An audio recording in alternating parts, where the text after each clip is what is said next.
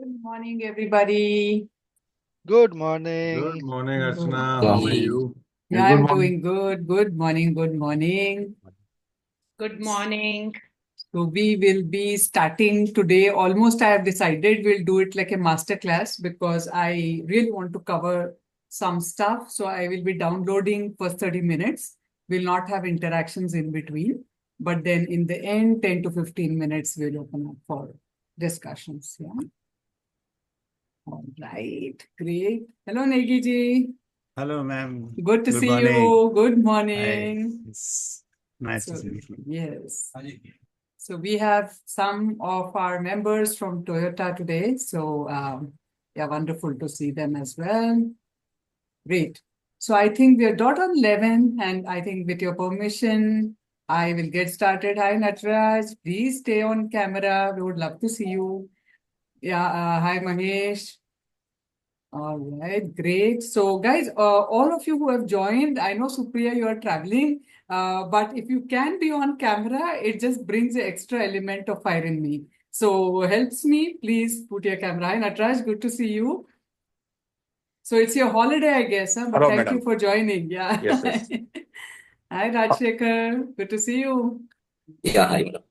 Excellent. All right. So let's get started, guys. As promised, this is a 45-minute session. And what I intend to do is for the first 30 to 35 minutes, I'll download and keep typing in your questions in the chat box. And the last 10 to 15 minutes, we'll keep it for interaction and discussions, right?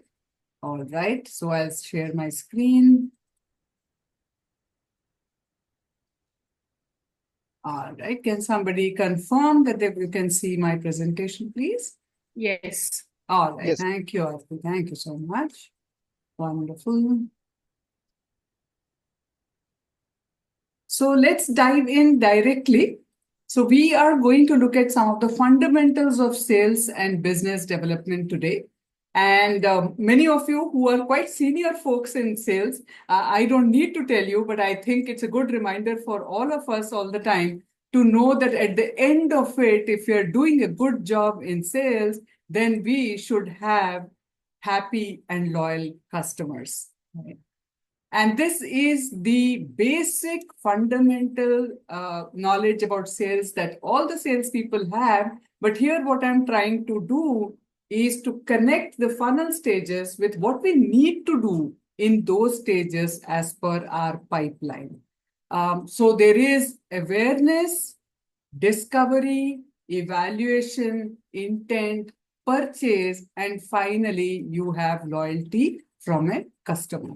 So that are the stages through which you would like to take your prospect till the person becomes your loyal customer.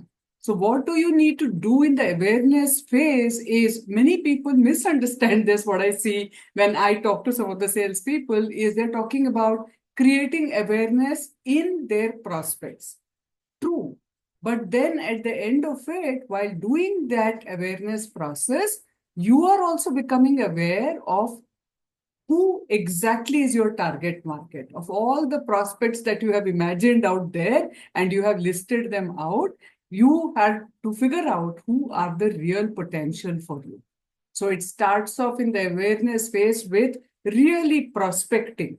And many times, people who are creating the basic database, people think that's a very, very boring kind of a job, right? You're sitting there and just finding out different kind of prospects and putting it into a data sheet. But actually, if you're doing it right, if this is done right, then the end is definitely going to be very, very good. If this is wrong, then whatever else we do going forward from here, it's not going to yield the results that we want. In the discovery phase, what are we supposed to do? Of these prospects, we are supposed to find out who could become our qualifying leads. And those who can become our qualifying leads, we should start having our initial meetings. And then in those meetings, what are we supposed to do? Find out what are their needs. That is the best way to do the sales, as we all know probably that it's a bad idea to try and push a product or a service that we have and try to get the other person to believe that you need it, trust me. That's like too aggressive. too pushy may not work always. So best way actually where you can develop a long-term relationship with the client and the client feels as if you are helping them and not just selling your product, that you can do by first off understanding the prospect's need very, very carefully. Many of us in the sales funnel, frankly, fail here, according to my understanding, because if we are unable to grasp what our prospect is telling their need is, and then we bombard them with some proposal that we already have, just by doing the fill in the blanks or something like that, trust me, you lose the customer there and then because they feel you're just not getting them, right? And we'll get into these things a bit more going forward. Coming to the evaluation, so basically you are going to make an offer to the prospect. Intent stage, you are going to do negotiation and finalize the proposal that you have. In the purchasing stage, you are going to do the closure of the deal, and we are going into a bit more detail of all of this going forward. And finally, in the loyalty phase, you can generate loyalty in your customer when you deliver the product or service. How you deliver the product or service and what do you do after the delivery of the product or service is what will get from a satisfied customer to a customer who is wowed by your experience and a customer who wants to be loyal to a customer who wants to be your ambassador actually and want to actually bring in more clients to you. So the last phase is actually also extremely important. Going forward, now, these are few sales fundamentals, guys. I mean, those of you who are senior, you will feel, it is too fundamental for us. But many times it may be very good for us to, again, remind ourselves of this so that we can tell our teams and prepare them in case we find any gap in any of these basic and fundamental areas. So number one is preparedness. If we are not prepared for what we are doing, that's the biggest tragedy that we can have in the process. Secondly, as was mentioned there, you have to identify your prospect or potential customers' need appropriately. We have to create appropriate pitching solutions for them. We have to be absolutely ready to handle all kind of objections that we may end up receiving from the client side. And what would those objections be? I'll take you through that in a little while. Sorry. Sorry.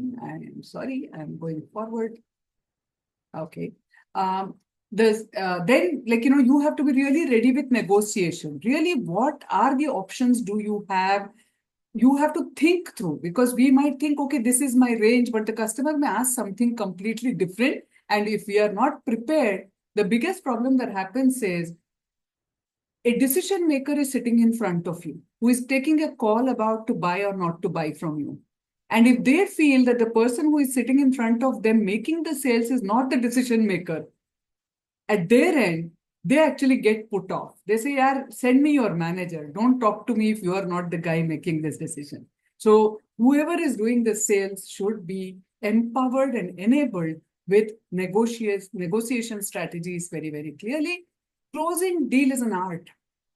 There are different kind of closures and the sales people should know when is a good time to close and what would be an appropriate way to probably close a deal. Quickly, before getting into some of those in a bit more detail, I wanted to bring in the difference between sales and business development professional. Now, again, guys, as much as this may seem as, oh my God, this is just too basics for a school level, I was surprised when I was doing this program for some corporates, people who are designated sales and business development executives not having the absolute clarity. And they were the leadership team. And I was actually surprised. So I'm not taking any thing into like my assumptions of everybody should know or not know. I'm going to just deal with some basics that all of us should have clarity ideally. So here is a basic difference. Sales is usually a transactional process. It is about selling products or services that you already have to the clients. One of the things that you already have. And it is about researching and identifying the leads. These are the three main steps in sales. But business development is more of a strategic process. Strategy is anything that is connected with the company vision and mission at the top level. So if this guy is thinking, okay, we have this product and service, what else can we do? Which is in line with the company's vision and mission, and probably can make use of the same customers that we already have, or similar ones that we can go to the market with ease. That is what a business development guy is doing. It's a strategic process, finding new ways for the business to grow, building partnerships or opportunities. So this guy obviously is looking for new and more innovative ways of doing things, and the salesperson is optimizing the process that has been put in place for selling an existing product or service. In the business development, I just wanted to give clarity about some of the JD, like role of a business development executive that one needs to really understand: identifying, qualifying, and securing business opportunities, developing customized targeted sales strategies. Yeah. This is the guy who's making strategy. And this business development guys would be working with the sales guys at some point, right? Then also builds business relationships with current and other potential clients, maintains short and long-term business development plans, maintains a pipeline of all sales administration using CRM software, and understands client needs and offers solutions and support. So once a business development guy does this one cycle for a new idea, product, service, or whatever he has in mind that he is wanting to add to what they have, after that, this is a process that is then passed on to the sales team, and the business development team does the hand-holding till it becomes a normal affair and a product off the shelf for the sales team. And this team then gets busy again looking for a newer method to satisfy customer needs, right? And these are the guys who are more in touch with the existing clients and the potential clients. They are the ones in the events most of the time, networking and trying to actually have that not formal meeting environment, but informal environment, trying to find out what are your pain points? What else is it that probably we can look at? These are the guys who are on the lookout of that. Okay. So you need to really see whether you are doing just sales, you want to do sales and business development, etc., etc. And those of you who are into entrepreneurship, we have to have clarity that same person, we cannot be expecting doing both. They're two very individual and separate roles. So there are obviously, like any other area, this area also, to have success, you need certain skills, certain abilities, and certain knowledge to succeed. So let's look at what are those. First is this awareness all the time that we all need to have, that it takes only 1/10 of a second, guys, just 1/10 of a second for people to form judgments. Now look at what all they're judging on your attractiveness, competence, trustworthiness, and likability upon first meeting you. And this is also true when they speak to you. It's just 1/10 of that second. Either you got hold of the person's attention or you lost the person, and the person is only waiting for you to pause to keep the phone down. So this is extremely important for all of us to remember. Now, if some of you are thinking, but I'm not in sales job, trust me, all of us are in sales job in this life, because we all are selling ourselves constantly. If not a separate product or service, if we are not selling ourselves, we are not doing anything, because if people have to see value in us, we ourselves are a product per se. And all the time, starting from giving interview onwards to dealing with clients, and as most of you, again, senior folks will agree with me, sales actually at one point becomes selling yourself. And once they develop a trust in you and you've built that credibility, they just believe you, whatever you say, actually they should own. And they start buying things from you just because you said so. And that is the ultimate sales persona, and that is required for all of us in this room, I'm sure. So what are some of the basic things that we need to keep in mind if we have to grab the attention of our customer in that 1/10 of a second? If we are meeting them, we have to make sure we have proper eye contact. Okay, don't stare without blinking, but we need to have proper eye contact for sure. We need to actively listen. Many times, sales and marketing people are too busy talking their scripts. What is more important is to have some crisp questions about what your client wants. And then when they are speaking, really listen to understand rather than just quickly respond. And that is the active listening part of it. And also knowing, not just hearing the words they are saying, but really understanding the intent with which they are saying, the feeling that they have, etc., etc., will make a huge difference. Pay attention. Never do this multitasking if you're a salesperson. It's actually very off-putting. If I'm a customer and I see somebody is coming to sell something to me and is attending another call and then is trying to also reply to some email or some message, you completely lost me for sure. And there are thousands like me on this. Speak expressively. Speaking is one thing, but speaking with expression is another thing. And many of us, I think, need some practice to get into this. Some are gifted, some may need some practice to learn how to speak expressively. Read body cues, part of actually active listening as well. Sit or stand up straight. Don't slouch. Don't sit in a way that actually doesn't give the right energy to you and to anybody who is around in the room. Many youngsters have, even in the classrooms that I go in colleges, of course, I think it's been picked up from the West for some reason, because many of the movies that I see, it shows, students are even putting their legs up or whatever. I don't know how much of that is really a reality or what is the case. But even if it's a reality, I think we need to figure out, does that do good to us as a energy cycle that we have for ourselves and for the person who is teaching us? He is the guru, and we come from a culture where you don't put your feet up in front of your guru. Like, excuse me, I have huge problems with these kind of things. I would want everybody to think about these kind of stuff, right? Relax and be yourself. So while people, what they do sometimes, when they are told sit or stand straight, also it brings in some amount of confidence in whatever you do. People become too stiff. That is not the point, right? So you have to look relaxed, because if you look tense, people are unable to have confidence in you because they feel you are not confident about what you're doing or saying yourself. Or you don't have the conviction in what you're saying yourself. You're trying too hard.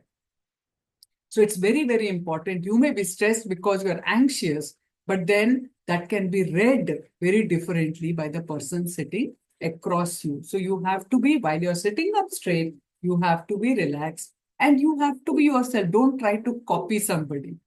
I'm sure all of us know when people have these scripts and they mug up, even if the script is their own, for God's sake. You just can make out it's not coming from their hearts. So it's not about the language. It's not about the fluency in which we talk. It's not about any of those things, but it's about making a heart-to-heart connection and being authentic. So before you become a salesperson for a company, for a product, for a service, just make sure that you are convinced about it and you are a fan of that product, really, genuinely. If you are, nobody can surpass you. There are people who are loyal to certain brands, like, even Toyota, for example, right? It is a brand by itself. It has its culture. People are very proud of being a part of such a brand. And then, that is what comes out in the people when they are interacting with outsiders. Few skills, I will not go into details in this session, but we have to know that for any sales and business development person, communication, here I'm not just talking about language skills, guys. I'm talking about communication skills is critical that you have it right. Absolutely right. Number 2 is time management. which includes being on time, being prompt, committing to the word you have given. I will get back to you, say by when, and do that by then. And if you're not able to, for any reason, make sure that before your client comes back to you, what happened to what you said, you are reaching back to them and saying, I may need one more day's time because of this issue that has happened. Some things to just, for the salespeople who will enjoy, because many people who are very fresh in sales, we expect 100 out of 100 results. And if that is not coming, we start feeling really disappointed, demotivated very quickly. So I really like this data that I found somewhere, which says that 18% of the sales fail in the last step. Many of us feel very disappointed when we almost got there and we thought the deal is being signed, and then it just falls apart. So we feel, oh my God, why did I trust him? I might not have done this, da, da, da, da. Don't beat yourself up. 18 to 20% actually will happen that way. It should not be genuinely 50% or something, but it should be 18 to 20%. 10 to 30% people are lost in the process. So many times people think, I keep hiring, I train them, and then people leave. People keep leaving. Attrition is high. Why this is happening? What else can be done? This is the fact of life. So even from the time now we have Amit and others who are leaders in even HR and stuff like that. So they know that you have to take into account that whenever you are hiring people in your team, you have to expect 20% on an average to drop out at some point very soon before they can actually start yielding results for you. And 80% of the company income arises from the sales department. So you can never, ever ignore that department. And that's why usually sales and marketing people are very handsomely paid and taken care of very well. But if some companies are not doing that, they might be doing this mistake because they are important and your entire company earning depends on them to a large extent. There are two basic kinds of sales techniques. One is called hunting and the other is called farming. Okay. And so basically, I'll show you this brief video. Skilled hunters in the animal kingdom. And just like the lion, a successful salesperson must also have a plan and strategy when it comes to hunting for new clients. In this video, we will... Sorry. Are you all able to hear the volume as well? Yeah, okay. I just wanted to check. Okay. Yes, I can. Discuss how the lion's hunting techniques can be applied to the world of sales to help you become a better salesperson, just like the lion. A salesperson must first study their potential clients. Who are they? What are their needs? And what makes them tick? A great salesperson takes the time to understand their potential clients' businesses, their industry, and their unique challenges. By understanding their clients' needs, a salesperson can tailor their pitch to those needs, making them feel like to close the deal. Once a salesperson has a clear understanding of their potential clients, it's time to make the move. Just like the lion, a salesperson must be bold and take action. It's important to remember that you can't close a deal if you don't ask for it. A great salesperson is not afraid to make the first move and initiate contact with a potential client. They understand that rejection is a part of the process. They use it as a learning opportunity to improve their approach. And just like the lion, a salesperson must also be able to close the deal. A great salesperson knows how to overcome objections and seal the deal. They understand that every potential client, and they use their knowledge to tailor their closing deal. They are also prepared to negotiate. They are not afraid to ask for the sale. Just like the lion, a great salesperson is always hunting for new opportunities. Study their prey and takes bold action. Closing the deal. Remember, success in sales is all about having a plan, strategic, and always being on the lookout for new opportunities. Take inspiration from the junction and the company you serve. Go out there and hunt for your next big deal. Don't be afraid to take action. Study your clients and close the deal with these strategies. You too can become a successful salesperson. I guess we got the idea. I'm just trying to Go forward, guys. Okay. The lion. So I'll not go into each of the points. I'm sure from the video you guys could see that basically salespeople, it's not like one day you will go out there in the market and you will just meet somebody and you will just close the deal and come back. You have to observe a lot, research a lot, make notes. When is the good time to go? Who should you go and meet? What are you going to do when you go and meet, etc., etc.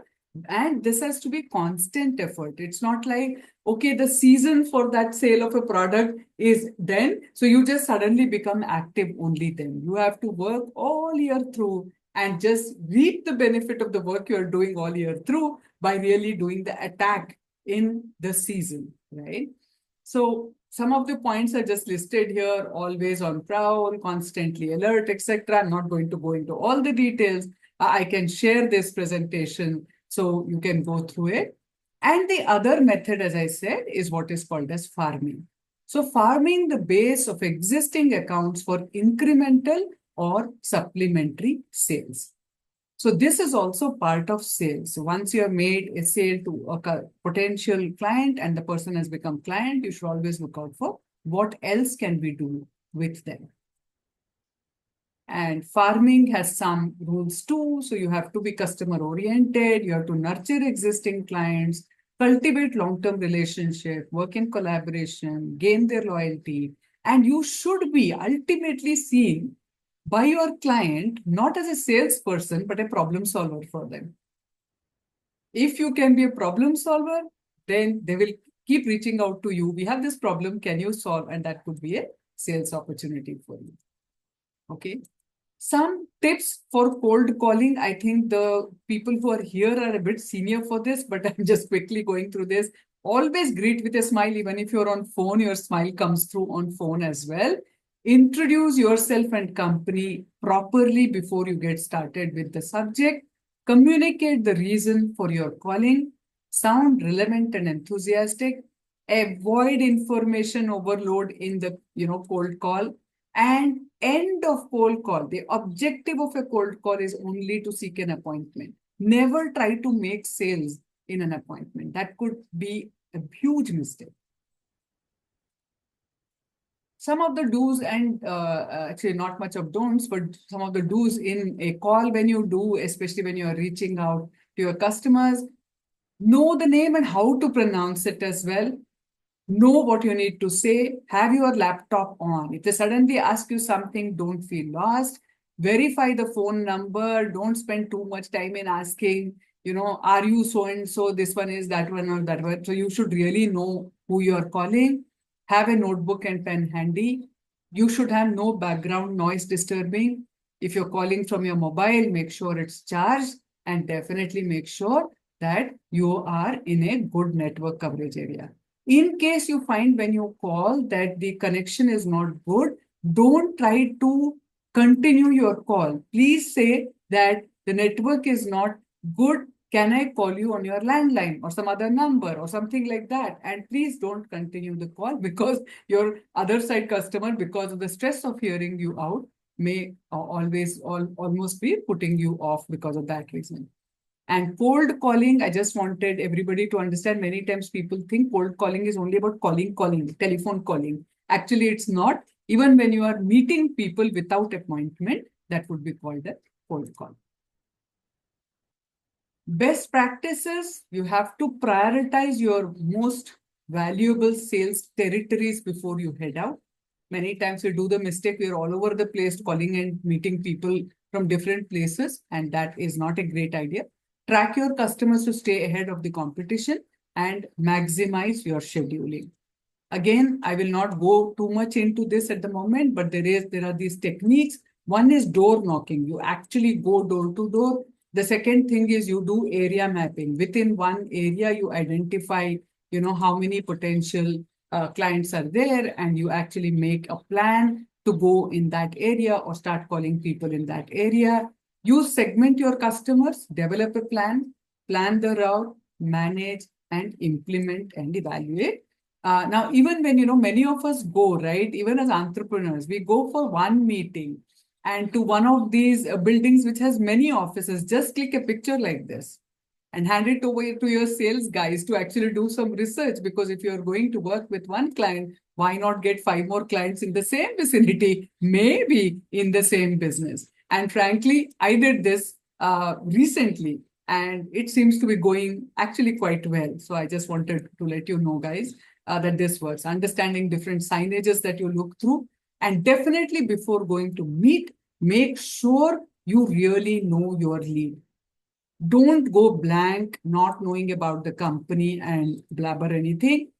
So once again, the route for a lead generation is like this: prepare a list of qualified leads, schedule and manage new and old appointments, keep adequate travel time from one meeting to the other, treat every customer as first customer of the day. All right. Sorry, I missed out, I think, one. Sorry. No, yeah. So, yeah. Very, very important. When you go to meet, you need to know who is the man. And as some of us know, basically, man means the person who has the money or who knows what is the budget available, one who has the authority to make decision, and finally, who really has an understanding of what is their need that they need to get fulfilled. If you're meeting somebody who does not have one of these, they're definitely not going to be your decision maker, or anybody even who can be called influencer to a decision maker. So you should always try to meet the man, find out the man. Okay. There are many do's and don'ts, but only thing I can say at this point is man need not be one person. Man can be a set of people, but we need to identify when you are meeting 5 people also, who seems like the most influential guy out there. And who do you need to actually then keep nurturing and taking the things through, who is friendly to you and can make a difference in the decision? You need to actually assess that when you meet. And there are toll gates to a man. You may want to see the MD, but how? First, you have a security guy stopping you. You can't even get inside, right? Or some receptionist who picks up your call. You're stuck right there. How the hell do you go? So there are things that you need to know how to handle these toll gates to the man. Okay. Now, those kind of things I'll be able to give only in a detailed course, guys, but I just wanted to bring these things to your attention. And these are the different kind of objections you have to be ready with to counter when you meet your man or the lead. They may have objection to you and what you're doing and saying. So that is objection to the salesman. They may have objection to the solution you are providing. They may feel this has nothing to do with the problem I have, or I don't even know how that applies to me. Third thing could be to do with price. They're not happy with your price. It doesn't look competitive, etc., etc. Right? Then they have heard negative things about the brand or the company you're representing. They're not happy with that background that you come with, and you come to them at the wrong time. They don't have the time. So these could be the different objections that you may get when you are on phone with the man or you are meeting the man in person. So you have to be really ready how to deal with these objections. This is the closure steps, guys. So basically 3 steps that we need to follow. First is handle customers' objections till they have no more objections. Reiterate the benefits of working with you, and then make sure you're getting the order. There are different kind of closures, as I was mentioning. These are called trial close, assumptive close, alternative close, direct close, and Duke of Wellington close.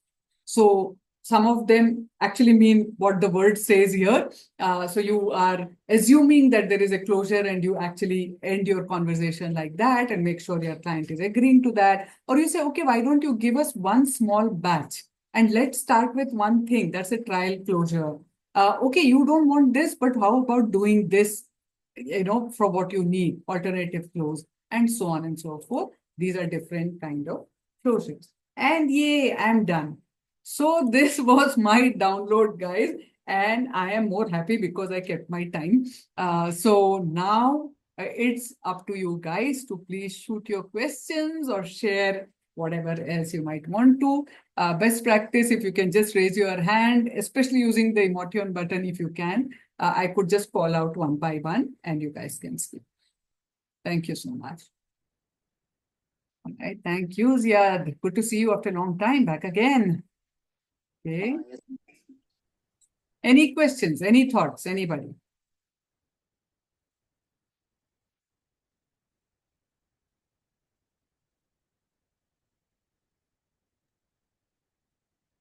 Negi ji, I want to hear, what did you think? Okay. You are the veteran, sales veteran. तो आपको कैसा लगा? Yeah, ma'am. It's really good actually. Yeah, the refreshing our day-to-day work, how we can make better, and this is very fundamental principles for the sales. Yeah, although there are many challenges. So today is very simple one, but of course, yes. Yes. So currently, like for example, just qualifying the lead is one of the bigger what you call hurdle for us, because this is before we meet to the client. So how we can make prepare preparation of ourselves, that kind of thinking, I think we will go more in our workshop. Yeah, maybe today. Actually, that is Sake true. of That time. is where Yeah, most of yeah, us get stuck. To be very truthful, how to find the real leads, and yeah. then how do we take from there to meeting the man? Even finding out that man, right? It's not Right. very easy to find out who exactly is the decision maker and how do we get there.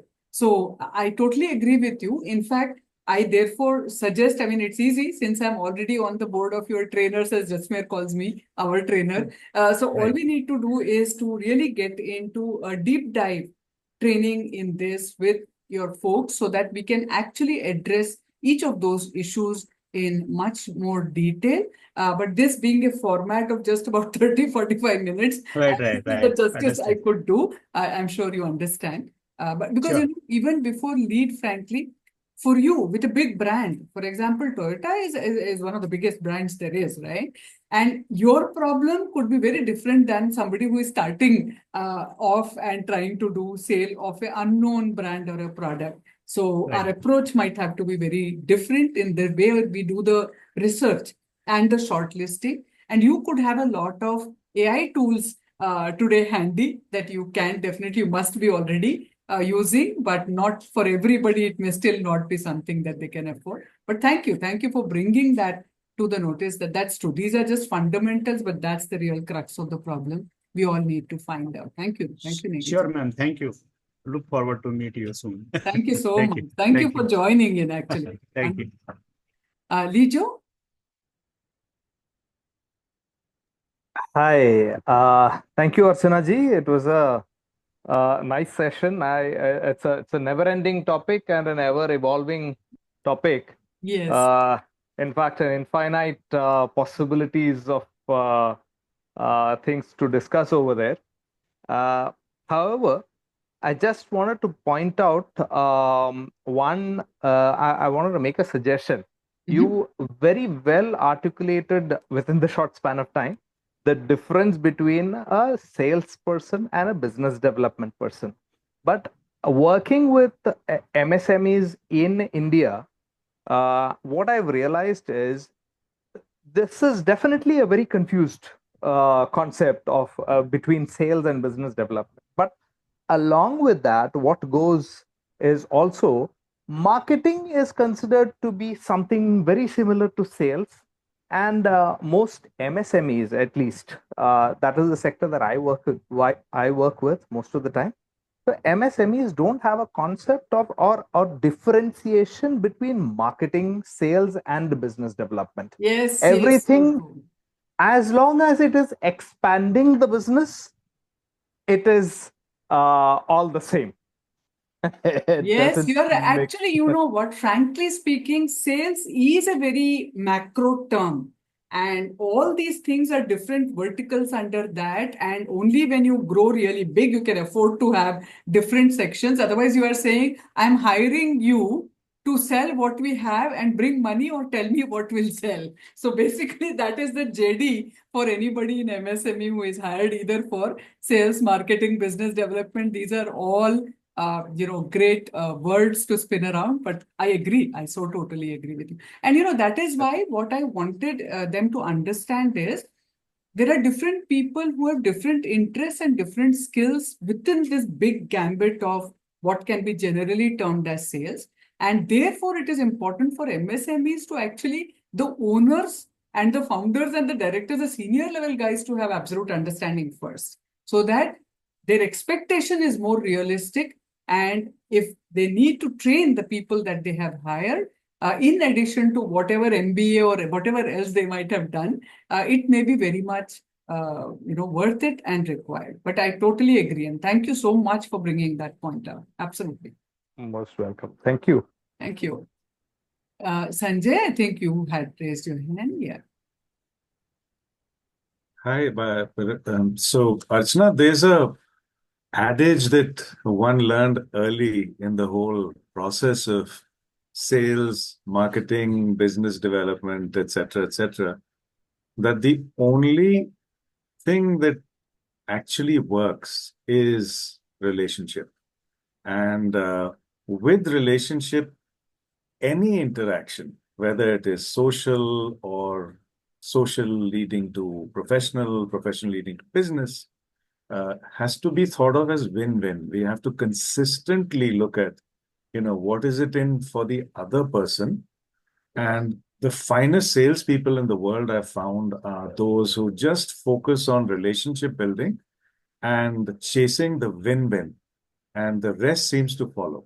So that is my input. True. But you know what? Here is the same challenge. Actually, my last part of the slides that I did not and could not cover it today is how to develop loyal customers, right? And the trusting loyal customers. And that's all about relationship building. But the challenge, especially coming back to Lijo's point of MSME and some of the businesses, the challenge is they don't give enough time. Right. And it's like day to day, like, targets and what's happening, what's the cost, where is the ROI? And therefore, most of the salespeople end up being in that pressure to bring results and don't care enough for relationship. And therefore, many large organizations then realize they need a separate PRO. Actually, their customer relations or CRM, their customer relations person should be the same guy who is making the sale or the business development. But sometimes they actually want this guy to be focused on meeting the targets, and they want another person to keep relationship, which I agree with you. Me also personally, I don't think it's a very good idea, but somehow that's what they do. Yeah. Fair enough. Thank you. Thank you. Thank you, Sanjay, for that. Any other points from anybody?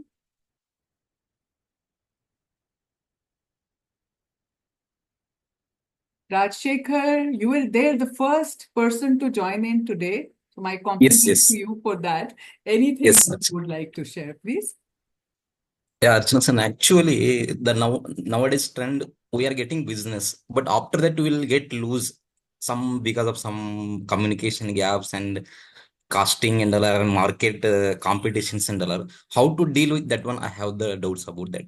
Absolutely. Oh my Continuity God, I business. can take not one session. I need a day's time to actually, get into that deep diving. And, this is a huge challenge actually, because it depends again, generally speaking, there can be a few fundas, but really each team within each organization has to come up with how exactly they're going to communicate what they have. Not just the pros, but how are they going to deal with the cons? Be very upfront about it, because when we talk about trust, don't wait for your client to say, but I know that, last time your product had to be pulled back from the market. Then don't give explanation of actually that time what happened. So it is actually a lot of strategic decisions, then giving that training to every person who is actually going out representing the company. So that, again, the word that I used is empowering the salesperson appropriately. So how to communicate, what to communicate, how to negotiate. And when it comes, because losing out after you have come to a stage is actually the negotiation process has gone bad. And many times it could be because the salespeople are not empowered with certain decision-making authority, etc. But it has to be really worked out within the organization clearly as a part of the process. It's true. Yeah, I hope that makes sense, Rajashekar. Yes, It's sure, like a, sure. a roundabout answer, but frankly, I really believe there is no one size fit all answer for this. And it's a Yes, genuine correct. big problem. Again, like Mr. Negi mentioned about, how to really get to the man and stuff like that. This is again a very real problem. I would Sure, love to do a detailed session for your team, which can be a dedicated session to deal with your organization, your product, your service, and go into details of this and figure out solution with you that may work for you and your team. Sure, Archana sir. Thank you. Thank you. Thank you so much. Aarti, did you want to say something? Yeah. Yeah. Sure. I'm very new into sales, so I'm little embarrassed to ask also. It's a very, No worries. Please go ahead. so the thing is, suppose somebody has not shown interest in our product or whatever it is, and after 1 year, we think of again contacting them. How should we go about it? So actually, this is again coming back a little bit to Sanjay's point. Keep maintaining your relationship and focus on relationship and not on sales. So the mistake that many of us do is if the immediate sales is not happening, we leave them and we go to the next person and we leave them till next year and then we feel embarrassed. Where were you for 1 year? And again, it looks very transactional that now it's the season again. So you come back asking me, do you want to buy this? But ideally, it would be good. Now, many times we do very simple stuff, sending some New Year greetings or just asking, hey, how are you? Or people just pick up the phone and say, it's long time since we spoke. So right from beginning, when you are making the initial conversation, how can you not look like just the salesperson, but somebody that they would also just enjoy talking to? And, there should be a two-way communication other than the product or service. Right. So many times I have had, I think Sanjay would know of the old days when some of the government secretaries would call me, Archana, come for a tea, no? Initially, I was so confused. I'm like, who wants to go to have tea with the principal secretary or secretary in the government, for God's sake? And, when men and women talk like that, it can be taken in many different ways. He doesn't have time to meet anybody. He's calling you for tea. Like, excuse me. But you know why they were calling? Is because they knew I had so much information over the tea that they can take from me, or even simply allow me to speak and they will pick what is important for them. So I realized that and I had network. So they wanted to talk about their pain point and they could trust me and ask, do you know somebody who can help us with this? But they didn't want to make it look like a official ask on a phone or something like that, or an email. So there was a lot of things that were happening over tea or coffee, and that's the relationship. Now they've retired. They're calling me for their children's wedding, right? What is there for me to get from them? I don't know. But it's a relationship and we have to be again authentic about it.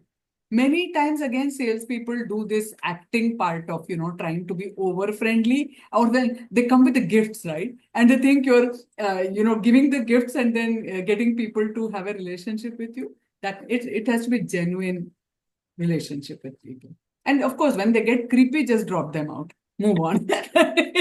Because I think for women, we need to also play them. Thank you, Aarti, for asking. Thank you, That's Archana. not a Very well basic question. explained. I used to always think about it. So I think I got it now. Wonderful, wonderful. Thank you for asking, Sanjay. I just wanted to add to those wonderful points to say that initially, when you're learning sales, you think transactional because you're driven by your targets. But later on, and this is an example of someone who did the most beautiful, it's a two-man selling team. They used to come from Bombay and they would literally sell us millions of dollars because we were doing internet bandwidth, which is very expensive. They would just turn up like clockwork every month, sometime or the other. Sir, हम चाय पीने हैं, 5 minute के लिए मिलना है. Just hello, hi, how's your family, this, that, and not a single mention of business, this, that, and the other. And I knew my CTO was interacting with them, because they were that regular, etc. But they would definitely pop their head around the office and just say hi, just come. Do you have 2 minutes here? That's it. Talk about something, And the guy was very cognizant of my love for music. So he would always come up with something. There's a concert here or music there or whatever. So this is what we mean, try and understand what is the fundamental thing that the other person is interested in outside of work. Now, it's easy to do. If you go on to LinkedIn, you will find what are the causes the person is interested in. So to open up, break the ice in a conversation, you can always say, hey, did you know about this? Or send them a link to something which has happened in that, saying, I think you're interested in this, and just reaching out to you and something. So it's non-transaction. So that's basically it. Absolutely. Thank you for that, Thank you so Sanjay. much. Anything else? Otherwise, we are on time to actually call for the closure. So, anybody? No? All good? All right. So, I would like to thank each one of you for actually making it in here today. And if you genuinely liked it, what I would like to now do is keep sending us the topics that you want to, us to do webinars about. Share it with your colleagues. And very importantly, you guys have so much to give as well. So if you want to actually take a webinar using our platform on a topic of your expertise, you're welcome to do that as well. All you need to do is to reach out to me and say, this is the topic on which I would like to do a webinar on, and we could even do that. But any other topic of interest, or if you want sales related, these questions to be taken further as a second topic, like going a little further from fundamental to the next level, you can also share that, and I would be very happy to look into that and make it like a series, and we can do a series, because I know we have lots of people interested in the sales aspect of it. Yeah. So Great. thank you so much, Archana. Had a fantastic explanation about this topic, and thank you for keeping up the time also. Thank you. Thank you, Aarti. Thanks, Sanjay. Thanks, everybody. Thank you. Thank you. Thank you, ma'am. Bye-bye. Thank you all. See you all. See you. Thank you. Bye-bye. Bye.